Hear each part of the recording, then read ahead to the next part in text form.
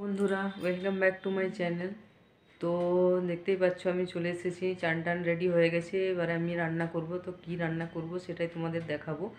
আজকে হচ্ছে একটা নতুন রান্না করব। নতুন বলতে নতুন না, সবাই খেয়েছে, বাঁধাকপির তরকারি বানাবো, যেটা হচ্ছে একদমই নিরামিষ। তোমরা বাড়িতে সবাই বানাতে পারো, বানিয়ে দেখবে, খুব সুন্দর লাগবে খেতে। তো কীভাবে বানাচ্ছি নিরামিষ বাঁধাকপিটা তোমরা দেখবে।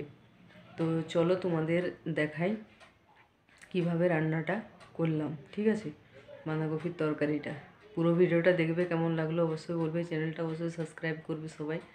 ঠিক আছে, আরও নতুন নতুন রান্নার ভিডিও দেওয়া আছে, অনেক ভিডিও, তোমরা সেখান থেকে চাইলে দেখতে পারো। ঠিক আছে, তো চলো। তো এই যে চলে এসেছি রান্নাঘরে, এবার রান্না করব। এই যে বাঁধাকপি কাটা হয়ে গেছে, দেখতে পাচ্ছ বাঁধাকপি কাটা কেটে রাখা আছে, আদা কুচিয়ে রাখা আছে, আর একটা লঙ্কা। এই যে গাজর আর আলু কেটে রেখেছি ছোট ছোট করে, টমেটো আর কাঁচা লঙ্কা। কড়াইয়ে তেল দিয়ে দিয়েছি, আলুটা দিয়ে দিলাম ভাজতে, আলু গাজরটা। এই যে দেখো হালকা ভাজা ভাজা হয়ে গেল। এবারে তেলটাতে তেজপাতা আর গোটা জিরে দিয়ে দিচ্ছি। এই যে তেজপাতা গোটা জিরা দিয়ে দিলাম, আদা বাটা, আদা লঙ্কা বাটা, ধনে আর হলুদ গুঁড়ো দিয়ে দিলাম। ধনে গুঁড়ো, হলুদ গুঁড়ো, আদা বাটা, কাঁচা লঙ্কা সব দিয়ে নাড়াচাড়া করে নিচ্ছি। একটু জল দিয়ে দিলাম, পরিমাণ মতো লবণ দিতে হবে। এই যে নাড়াচাড়া করে মিক্স করে নিলাম, ভালো করে মশলাটা কষিয়ে নিয়েছি, দিয়ে বাঁধাকপিটা দিয়ে দিলাম।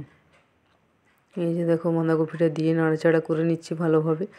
অনেকটা বাঁধাকপি হয়ে গিয়েছিলো, কড়াইটা ছোট ধরছিল না, তো উপরে দিয়ে ঢাকা দিয়ে দিয়েছিলাম। এই যে দেখো পুরো ভর্তি হয়ে গেছে কড়াইটা। এই যে ঢাকা দিয়ে দিলাম, একটু পরে আবার খুলে দেখছি।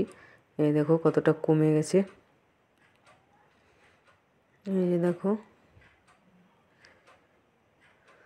কমে গেছে, সিদ্ধ হয়ে গেছে, তো কমে গেছে। এই যে নাড়াচাড়া করে নিলাম। এই যে আলু আর গাজর ভাজাটা রাখা আছে, কড়াইশুঁটি দিয়ে দিচ্ছি। কপিটা হয়ে গেছে, অর্ধেক সিদ্ধ হয়ে গেছে, মনে হয়ে যাবে এবার। কড়াইশুঁটি আর টমেটো আর আলু আর গাজরটা ভেজে রেখেছিলাম, ওইগুলো সব দিয়ে দেবো। টমেটোটাও দিয়ে দিয়েছি। এই যে দেখো সব দিয়ে দিলাম, দিয়ে নাড়াচাড়া করে আবার ঢেকে দেবো। তারপরে কিছুক্ষণ পর হয়ে যাবে, মানে সে হয়ে গেছে, আর একটু সিদ্ধ হবে তাহলেই হয়ে যাবে।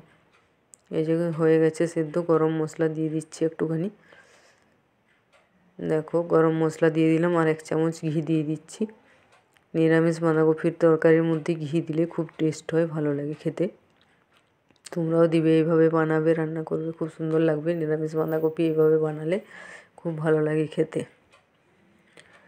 এটা তোমরা ভাতের সঙ্গে রুটির সঙ্গে খেতে পারো, অনেকে মুড়ি দিয়েও খায়। এই যে দেখো তরকারিটা হয়ে গেছে খুব সুন্দরভাবে। তোমরাও এইভাবে বানাবে। আবার পরের ব্লগে দেখা হবে। টাটা।